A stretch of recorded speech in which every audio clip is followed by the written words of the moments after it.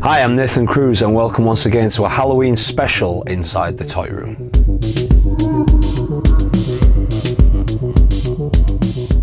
Welcome again to this channel. Please, if you haven't already, hit subscribe, hit the little bell so you're notified every single time that we upload a new video here on Inside the Toy Room. And today we're going to be taking a look at one of the most popular anti-heroes, villains, whatever you want to call him, in comic book lore, and that would be Venom. Now, Venom made his first appearance in The Amazing Spider-Man issue 300 in 1988. However, 4 years prior to that, The Amazing Spider-Man issue number 252, Spider-Man had gained the alien suit. Now, you probably know the back history by now, but yeah, Peter Parker gets the alien costume, cool new powers, but he doesn't like how it's starting to control him and take him into a darker path that he doesn't want to go down. He rejects the symbiote, which bonds with Eddie Brock, who has an animosity against Peter Parker, and we get Venom. And Venom since then has been one of the most beloved characters within the Marvel universe, and I think that's why he's adopted the role of an anti-hero, is because he was such a cool villain that it was very much difficult to really dislike him. I mean, just look at the appearance. And that's kind of what we're here to talk about, because we're going to be talking about the action figures that have come from the comic books since themselves. So like I say, he was first in a comic book in 1988, and it would only be 4 years later that we would get our very first action figure, and that was in the Marvel Superheroes collection. It has this weird alien liquid thing. It's basically got a hole in the back of the action figure, and you get this red plunger, you fill it with water, put it in the back, and he can squirt this liquid onto his enemies. Spider-Man, I guess, at that point anyways. The next action figure that we actually would get would be in 1994, once we had the birth of the incredible Spider-Man the animated series. Now, I've talked about these on previous episodes, one quite recently in fact, and you can check that out right here. And one of the very first action figures that they did, of course, was Venom. Here it is right here on the wall of Marvel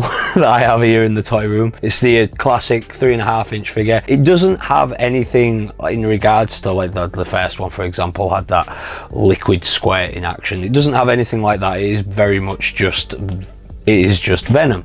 However, the year later in 1995, they released Venom Mark II, which you could have a removable head so you could actually see Eddie Brock's face. Now, of course, with that original series in 1994, they also brought out the 10-inch figures to go along with it, and again, this is pretty much exactly what you get in the 3.5, but just a bit beefed up, a bit bigger.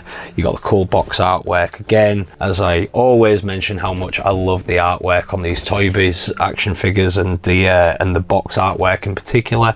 This one, again, I just love the purple, I love the orange, but the action figure itself is a really cool looking action figure. It's a really good, I mean, it's hard to get Venom wrong, to be honest, like, but we're going to be here for a while, because as we go on, I mean, in the 90s there was a lot of Venom figures, but in total since its inception in 1992, so action figure form, there's been 96 action figures of Venom. 96. So we are going to be here. I mean, I'm not going to talk about all of them. It would be impossible for me to go through the list. I'm obviously going to talk about some of the ones that I have in this collection, and I'm also going to talk about some of the ones that I may want to add to the collection, or some that I just find to just be interesting, to be honest. Furthermore, to these 10-inch figures, there was a Venom released in the Marvel universe, and there was also various twin packs and other ones along the way. As I mentioned, there's 96 action figures of Venom, and a lot of them are pretty much the same action figure, if I'm completely honest. Now, in 1997, the TV series had come to an end, but that didn't mean that Toy Biz didn't want to continue producing Venom action figures, or Spider-Man action figures for that matter. In Marvel Comics, there'd been a really good and quite a popular comic book series called Planet of the Symbiotes. I actually have the novelized version of it right here. It's actually a really good read, so if you're into comic books, check it out. If you're not, stick here for action figures. What came from this was Venom Planet of the Symbiotes, the action figure series, and I have pretty much all of these. I'm missing one or two, but of course the star attraction in all of this is Venom the Madness, and there is actually a green variant of this, and this is probably the most rare within the collection, especially if you can try and find that in box. I don't have it, or would like to have it. In regards to the action figure itself, obviously I've never taken it out of its box because I don't want to, but its playability, it has a cool little button on the back, so all these other little heads that he's got right here all burst out and start doing some mad stuff. But yeah, in regards to detail though, I think that's one of the best ones, and to be honest, like I say, that's one of my favorite action figures in my collection personally. I love the way, I mean, I love Venom, so and I just love how creative that is as an action figure. It's got so much going on to it, and then it's got this, I think this comes with a surprise attack heads. Inside that, I think basically they're ripping off Alien, and it's got a little like version of a Marvel universe of a face figure. In fact, I think all of these, in fact, yeah, they all came with one in particular. You can almost see it in this hybrid one here inside the little leg. But yeah, not too sure what it is. The year after that, in 1998, Toy Biz, for some reason, were creating a lot of toys to encourage kids to bath a lot. They had the contract with WCW, World Championship Wrestling, to produce Bash at the Beach action figures, and a lot of them had a lot of water accessories. But Spider-Man also got something called Web Splasher series. It's so obscure. Why would Spider-Man be in the ocean? And the action figures that came from this are actually really cool. I really like the look of them. The Venom in particular, which is called Dark Sea Venom. Now the action figure in particular that was released here was black, and it has like green dorsal fins. I guess it's like if the Venom symbiote bonded with a piranha or a shark. I'm not too sure really what's going on, but it looks really cool. It's got a lot of detail. The green and black I think is a really good play. Green's my favourite colour, so to add that to one of my favourite villains and heroes, I'm just going to keep calling him a villain. He's a supervillain for me. To add it to one of my favourite supervillains, I just think it looks incredible.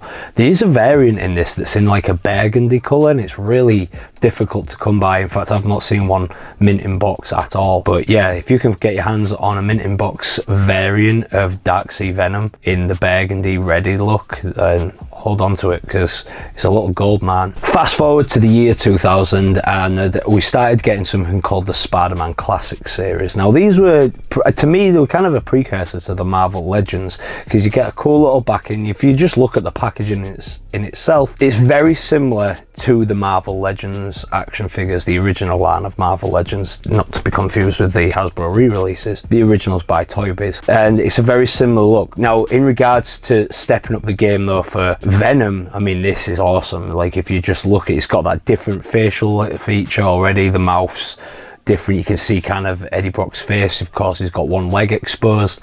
This was the first time that we really got a really different approach in regards to action figures with more articulation.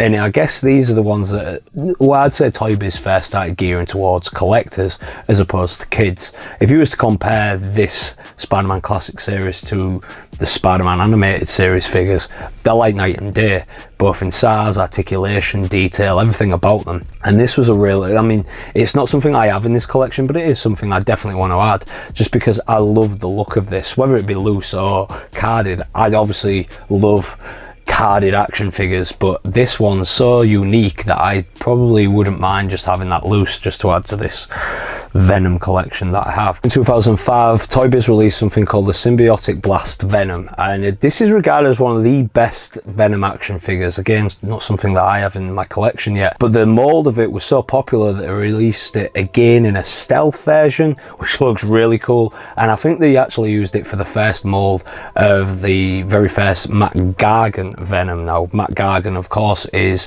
Scorpion, but at some point in the comic books, he also gets the Venom symbiote, and it bonds with him, and he has a bit of a different appearance, and so they used that as the mold for it for its very first Matt Gargan Venom. But again, to just look at the original one right here, what an action figure. I mean, this to me captures a lot of what Venom is, and if I was to compare it to anything, it would be very similar to the Hasbro re-release of the Marvel Legends series. Now, I didn't dive into the Marvel Legends because I knew that would be here forever and a day, but I'm a big fan of Venom and Venom action figures. I believe this actually came out in 2019. On the back, you have a bit more of a look at the action figure, because of course I've not taken it out of this box. Overall, I mean, that is a beefy action figure. Look, I mean, even this box, I think it weighs even more than the 10-inch scale, so it's a really big chunk of plastic. Again, the facial expression, the detail, everything that these Marvel Legends figures are known for being popular with collectors for is captured right here. But sticking with Marvel Legends, and particularly the re-releases, there was a comic book series called Venomized where the Venom symbiote just ended up bonding with multiple superheroes, and there was a bunch of action figures that came from that because, of course, why wouldn't they?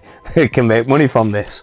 And again, Matt Myers got me the Captain America version, and I mean, that's awesome. What I love so much about this is the shield that comes with it. In regards to an accessory, like, that's awesome. I just love that. I love having this in the collection, to be honest. Now, moving forward, sticking kind of with Toy Biz, but obviously Toy Biz have now gone into liquidation, and we have these days the Diamond Select, or the Diamond Select galleries that I really love. And I previously mentioned on our other Halloween episode, my Mr. Sinister, I have the Venom to go along with it, and I've had this Venom for a couple of years now, and this is one of my favourite pieces within my toy collection, if I'm completely honest. What I love so much about this statue, the detail, and that's what kind of things I love about the gallery. To be fair, I think Diamond Select Gallery statues do such a good job with capturing the essence of a character, and I've said that when we spoke about Marvel Select figures, but I mean this one in particular, you've got Eddie Brock's face coming through, the symbiote kind of coming off him on this cool little diorama stand that you get with it. It's dripping down. Just everything about this is such a to look at. I mean, to me, that's Venom. When I think of Venom, this is kind of the image that comes to my mind, and I just love everything about this. But sticking with the Marvel Selects, of course, the Marvel Select series. Now, the very first Venom that was released when they first started the Marvel Select, I don't actually have. However, the second one that did, kind of when the series became popular, I do have right here, and this was released in 2012. If you was to take that out of the box, I don't think you'd find a better Venom action figure, just because of how interchangeable it is. First of all, you've got all those multiple heads, and you can have an Eddie Brock face that's kind of got the symbiote coming through, bit like the statue. You can have a Venom with his tongue out, like every iconic image that you can imagine Venom you have going on right here. It's such a cool action figure, it's such a cool model, it looks great in its box, it looks great out of its box. I imagine as a kid it'd be really cool to play with, or if you're an adult into playing with toys, it might be your thing. Like, it's a really good action figure. Marvel Select do such a good job with all their stuff. Then you're on to some of the more unique, obscure things. Now obviously something like this, just a Marvel money bank, but again, I just, as a cool little addition to a collection, I think this adds a lot. It draws your eyes to it. It's beefy, it's very well detailed. For me, I don't use this as a money bank, it's just something that I like having displayed in my collection.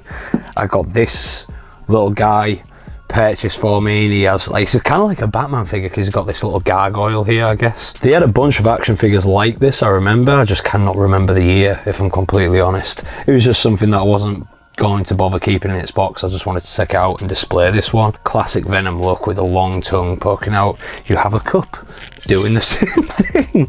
Like, there's a lot of random stuff. Like, in 2008 they released a Transformers toy. There's 96 toys of Venom, and that's like official toys, that's not unofficial, that people have just created as customs online that have got excited. I think that also excludes variants as well, like that's just actual figures that have been released. So there's a lot of Venom out there for you to get your hands on. There's a lot of Venom that I still want to get my hands on to add to this collection, but for right now I'm very happy with what I've got. Like, there's some incredible stuff, as I mentioned. For me, like, yeah, the Marvel Select is probably the best one, but going back to for what I just like looking at, for me, the gallery, I'd say that's my favourite piece from my Venom collection that I have. But overall, if I was to just give this a grade on like an overall market, I'd have to go with the original Marvel Select.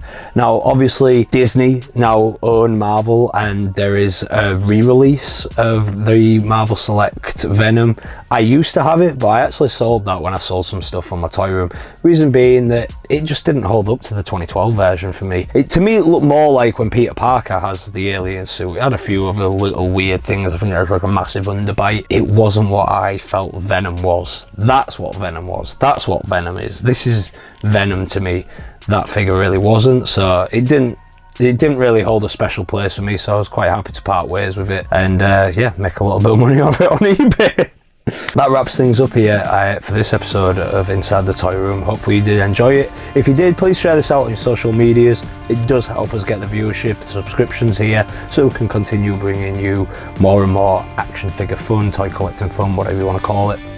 Now we have just 2 more episodes of our Halloween special, and next week we're going to dive into probably, I would say, the most famous villain within comic book history, and that would be the clown prince of crime himself, the Joker.